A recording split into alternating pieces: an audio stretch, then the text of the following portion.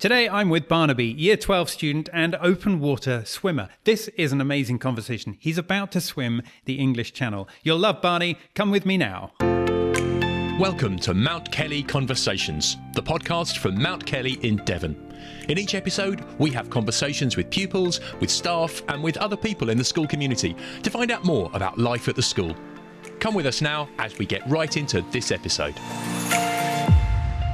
Barney, thank you for joining us on this episode of the podcast. How are you doing today? Very well, thank you. Thank you so much for having me here. Well, it's great to have you here, and we're talking to each other on a Friday. It's Friday lunchtime-ish. Does that mean you're missing a bit of lunch break right now? Yes, but I don't mind missing a bit to be speaking to you. Very happy with that. Well, you're very kind and very polite in that case. Now, you're in Year 12. We know that already. And we also know about you and swimming. But actually, before we talk about that, tell us what A-levels you're doing there at school, just in case people are interested. So I do a slightly different course. So I do the triple BTEC PE, which is one of the courses that's offered at Mount Kelly. So it's slightly different. So it's basically all coursework based. And I also do an A-level in business on the side of that. So quite busy, but it's just slightly different. Oh, okay. Which do you prefer then? Personally, I love the BTEC. I think it's incredible. I think for me, exams don't suit. I'm not rubbish at them, but GCSEs was very stressful for me. So I love doing coursework and getting it done in my own rate and when it works for me. And then doing business as a separate A-level then, is that what you said? Yeah, so business is a separate A-level. So I've also still got to do an A-level in that, but that's quite exciting because I really enjoy business. I think it's one of those passions for me. So I don't mind doing it when it's like that, to be honest. That's really good. Let's not focus on the exam that's going to be coming with that in that case. No, agreed. Hopefully not think about that. Barney, tell me about swimming. First of all, what is it that got you into swimming in the first place? How old were you? Right. So I think I was about 7 years old when I first started swimming. So me and my family used to live abroad in the Middle East, in Dubai. And obviously the swimming out there is very strong, but it's lovely to swim outside. You know, from a young age, I always remember jumping in and out of pools, which I used to love. And my older brother, so I've got two older siblings, and he used to swim. And I was obviously very competitive with them, as you do. So I always wanted to beat him. So my idea was, I was like, right, I should start swimming. So at the age of 7, I started swimming. And then as I got older, I started to take it more seriously. So when I was about 12 years old, I think I started, really taking it quite seriously, training properly, training 7 times a week. And then from that moment onwards, it just started to blow up quite quickly. I found my love for it. In Dubai, I ended up doing a lot of open water races, which led me to what I do now with all of the open water stuff. And I realized that is a proper passion of mine and I really enjoy doing it. So I think it all stemmed from then. And I don't see myself stopping any day soon. Like, I just love the idea, how amazing it makes you feel after every single swim. Like, it's just incredible. Awesome. That's really good to hear. It's really good to hear. And I'm sure that any parent listening to this who has children who also go swimming, even just a few times a week, you mentioned 7 times a week, they'll be fully aware of how early you need to get up in the morning. Is that right? So 7 days a week was what we used to do. We're now at like 8 or 9 sessions. So the early mornings do hurt when you're getting up at 5:15, but I'm quite lucky. It's obviously a border here. So then I roll out of bed out of Newton House, which is about 15 meters away from the swimming pool. And I'm on poolside within 10 minutes of waking up. I feel very bad for the children that have got to drive 30 minutes to get there every morning. Well, one of the benefits of boarding, isn't it? Agreed. And you mentioned about, if I can use your words, open water stuff. I don't really understand what open water stuff is, but tell us a little bit about what you were doing, first of all, in Dubai, actually. In Dubai, we used to do these little swims, and my dad's quite a passionate swimmer. So we used to do a lot of swimming together where there were little mile swims. And I remember them so fondly because I was always so nervous for them. I used to get horribly nervous. I hated the starts where, I don't know if you've seen triathlons or open water races, where it's a mass start. You all jump in at the same time and it is chaos, like absolute chaos. And I used to absolutely love doing that. And I used to get nervous for it. And then the more I did it, the more I enjoyed it. And when I'm in open water, so it started with little 1,500s, 1,600s, occasionally 800 open water. And then after that, I started to do 3Ks. And then I finally came to Mount Kelly in year 10, which was my big move. And they realized I was very much a distance swimmer and nothing else other than that. So we started doing open water nationals, which got to the 5K and that kind of thing. So we have like our regionals and nationals, which at the moment used to be in year 10, 5K and 5K. Now it's 5K and 7.5K as you get older, which I really enjoyed. Wow. I remember, when was it? I was in year 9 in Dubai at the time. And my first long race was a swim for Alzheimer's. which was a 5K swim along a beach called Woolacombe in Devon. I don't know if you've heard of it. Yeah. Which was that was a proper taste of open water swimming. And then from then onwards, the more open water stuff, as I said, was then the Ocean Man, which I competed in recently, which was one of the things I started doing, which is basically a 10K race. So they do them all over the world. They're everywhere. And if you become top 10 in them, you get to compete at this World Championships Ocean Man, which happened recently in Dubai. So yeah, loads of open water stuff is what I love doing. We go training off Plymouth, which is amazing. And lots of bits like that. We do I had this amazing challenge through SwimQuest, which was this thing in September where we swam in the Scilly Isles. So we did 15K cold water swimming all the way around the Scilly Isles, which was stunning. And that's all in preparation for the big channel in June. Tell me, what was it like then for you going back out to Dubai, but in particular by competing in this Ocean Man 10K that you mentioned? Well, I'll be honest, it was incredibly nerve-wracking again. I'm very good at getting nervous, as you would have heard already. But going back to home, to almost home for me, because we lived there for 10 years, felt quite normal. And we're going back to the beaches we used to spend so much time on. But it was a crazy event. I wasn't expecting it. So I qualified for it in Ibiza when we raced there. And I thought, right, this is just a little competition. I realized it was much, much more than that quite quickly. When you see all of the Red Bull sponsorship come up and a whole athlete zone, and you've got 600 odd swimmers racing the 10K, you're like, right. And these lot are all very good swimmers. So straight away, I was like, I'm very nervous. And so we arrived on the Friday and got ready. And then the race was on the Sunday.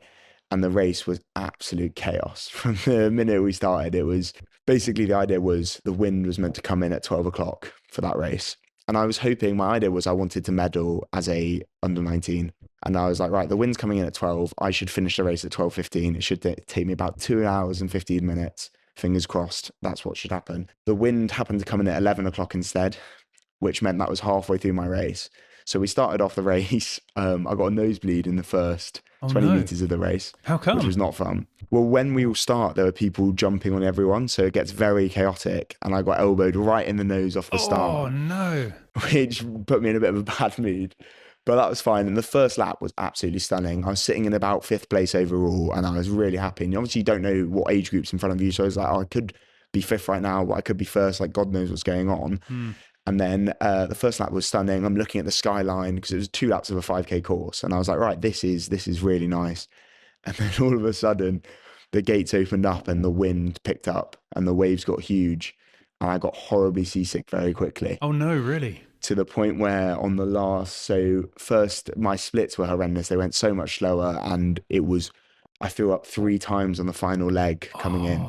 Bye. And I remember there was a point where I was just so ready to finish. I was like, I really can't. Like, I was like, this is not fun at all. And I almost thought about quitting. And I was like, but the point was, what was quite funny was I couldn't find a boat to tell them I wanted to stop. So I just kept on swimming. And then eventually I was like, right, I might as well finish it now. So I kept on going. And I remember coming out that water, and the emotional side of it was incredible, because I remember touching the beach and I was like, oh my God, land, finally. Like, my head's been swirling, my stomach is killing. And I remember walking up to the beach, and every single person that finished was in tears, like floods of tears. Wow. I saw my dad, my family, all the supporters, all my old friends and stuff, and they were all there, and I was in absolute floods of tears because just the feeling of finishing it was incredible. Like, physically, obviously, open water is difficult and swimming is difficult, but mentally that was incredibly difficult. Like, the mental side of it, that's why this is part of the channel, this links to the channel part and men's mental health, the mental part of swimming, and how much the mental side of everything in life is important. It just really showed in that moment. Gosh. So where did you come then in that? So I ended up, that was the main bit, I forgot about that bit. So I ended up coming 2nd under 19. So I was really happy to. No way. Yeah, so I came 2nd under 19. And so I medalled, did exactly what I wanted to do. And I came 6th overall. So I was really, really happy. So it was a great event. And I've got another 2 years in the under 19. And I'm hoping I will continue to compete in them. Because I thought, great organised event, really fun, great environment, and really, there's a very nice family feel with Ocean Man. I really enjoyed it. Oh, congratulations on that. I mean, it sounds like a real ordeal that you went through. And I don't know how you survived all of that, but then to do all of that and then come in second, that's just outstanding. So huge congratulations to you for that. Let's take it back to school for a second. First of all, I'm dying to ask you, you joined Mount Kelly then, it sounds like in year 10, I think you said. Yeah. What was that like for you joining a school in year 10, given that I imagine that there were existing friendship groups groups and things like that. How quickly did you feel like you were part of that family at Mount Kelly? Well, I feel the Mount Kelly family is so strong. Like, it's incredible. I think there's tribes within the school. So I think within the groups, you join on to the groups that you're quite used to. So straight away, joining the friend groups were already there because you're joining in year 10, as you said. But I was very lucky in the house I was joining. We went into a room of 5 of us, which were all new and all swimmers, Oh, wow. which gave us all something in common. And we were all basically in the same position, which was incredible. And obviously, so I've never boarded before. And that was a massive experience to go from being on your own to all of a sudden, oh my goodness, there's 4 people sharing a room together, which was incredible for me. I've made some of my closest friends I think I'll ever make. And I think I will always stay with them. And what's lovely is it's not even just that, you then make friends from different houses. Like, from the get-go, although it was very, again, extremely nervous coming, I remember 15 minutes before coming to the school, I remember I was driving through Tavistock with my mum, and I was like, Mum, actually, I don't want to do this anymore. I was like, this is not what I want to do. And then I remember sending my mum about 10 messages within the first week, forgetting to even text her because I was having that much fun back at school. I was like, right, this is incredible. Like, I absolutely loved it. Because it was such an incredible experience. It's like you're meeting all these people, you're with your friends 24/7, you're learning, and you feel so welcome. Like, I thought it was going to be really intimidating, but it wasn't, because everyone was so lovely from the get-go. I think the only time a mother would be happy not to hear from her son is when her son's just joined a boarding school, because, for all the right reasons, it means that you're settling in quick, making friends and having a good time. That's awesome to hear. That really is. Now, of course, obviously you joined Mount Kelly as someone who is already swimming, so we can't credit the school completely for your swimming success. But I'd love to understand a little bit about how Mount Kelly picked up on your swimming capability, your ability to swim in water, and then to progress that within school. Well, it's quite interesting, actually. So when I was in Dubai, I saw Mount Kelly as a school. They came to a meet, and I was like, right, they are cool. Like, I want to be part of that one day. So, and my parents, we were thinking about moving back to the UK in the next 2-year, 3-year basis.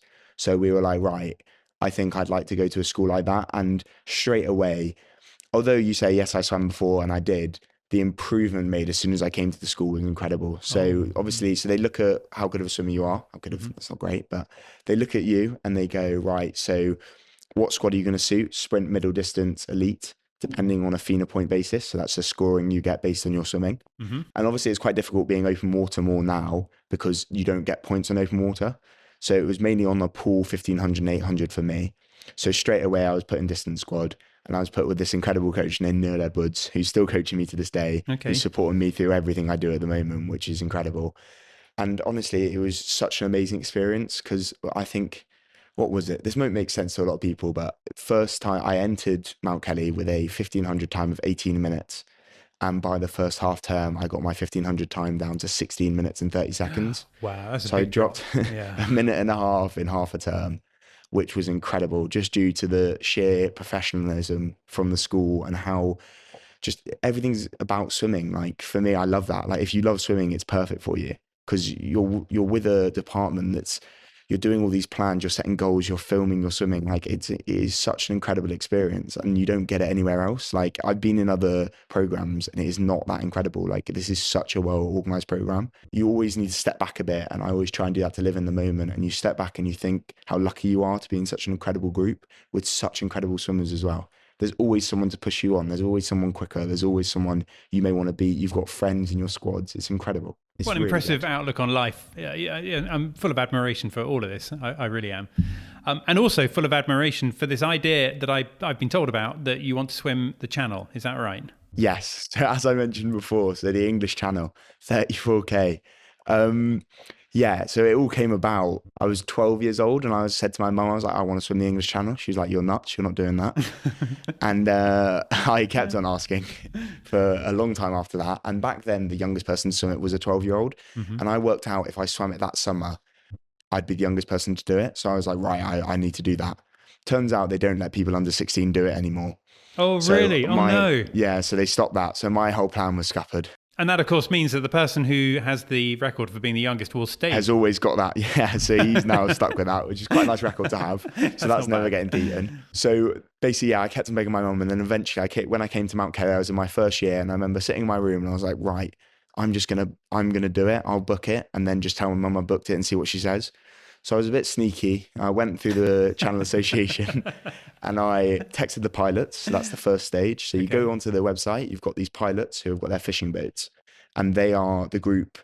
They're the people that will guide you across. And I sent them a message saying, have you got any availability? And you have to book for I booked 2 years in advance, No and way. it normally books up for about 2-3 years now. That's the amount of people that want to do it.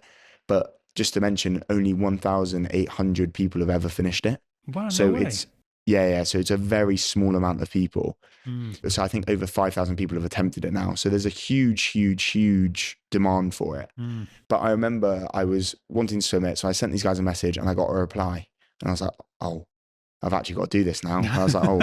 So I sent my mum a message. I was like, oh, mum, I've sent these guys a message. They can do it. Can I start it? And she was like, let me have a look. She goes on through, she checks it all, obviously made sure it's legit and I'm not doing the wrong thing. Mm-hmm. And she goes, right, then book it. And I was like, oh my God, I've done this. So I booked it. And at that point, I was like, that's really cool. And I told a lot of people. And then more and more, it's suddenly 2 years turned into a year, which turned into 9 months, which is now about 5 months away. So it suddenly came up very quickly. And it's just incredible. Like the team, the support, and it's something I've always wanted to do, obviously, as I said before. So it was like, and then it was just now getting organized and getting prepared for it. So the other process was finding a charity to swim for. So I knew I wanted to swim for a charity. And I thought, for me, I was like, there's obviously so many things you could swim for. There's everything. There's so many different reasons. But for me, I went for Man Up, which is a men's mental health charity, which I think is incredible.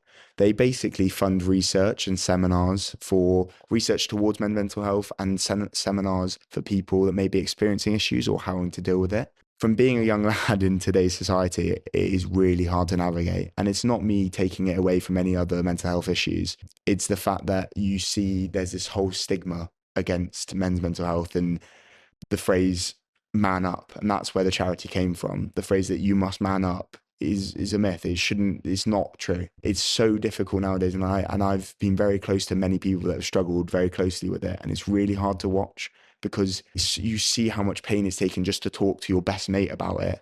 Imagine if you've actually want to get help, like how hard it would be to actually speak to someone. So seeing all of that and having friends like that really hit home a bit and made me I was like, right, I want to do that for this. And I want to try and just spread awareness as well. Like it's not only people donating and trying to raise money, it's also people thinking about it and even checking up on people. Like that's the idea. I want people to think of it and go, well, he's doing that.